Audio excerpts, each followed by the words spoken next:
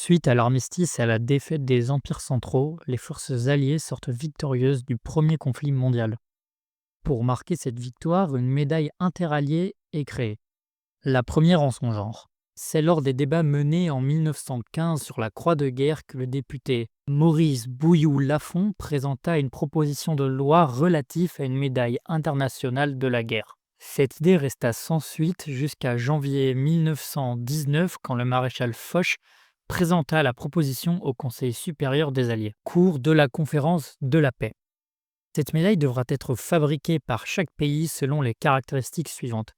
Un insigne de 36 mm suspendu à un ruban aux couleurs de deux arcs-en-ciel unis par le rouge. L'insigne doit contenir le symbole de la victoire ailée et la phrase Grande guerre pour la civilisation, dans la langue du pays. Le ruban est donc identique à toutes les médailles et la gravure, elle, dépend de chaque pays, mais elle représentera toujours la victoire ailée. Exception faite du Japon et du Siam, pour qui ce symbole n'est pas culturellement connu.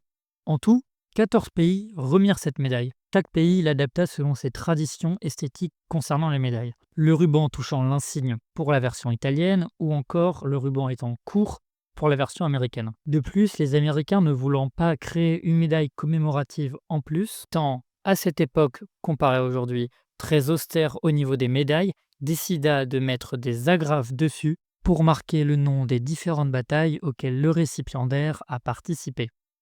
Parmi les récipiendaires les plus connus de cette médaille, on retrouve Winston Churchill, Benito Mussolini, Charles de Gaulle ou encore Dwight Eisenhower.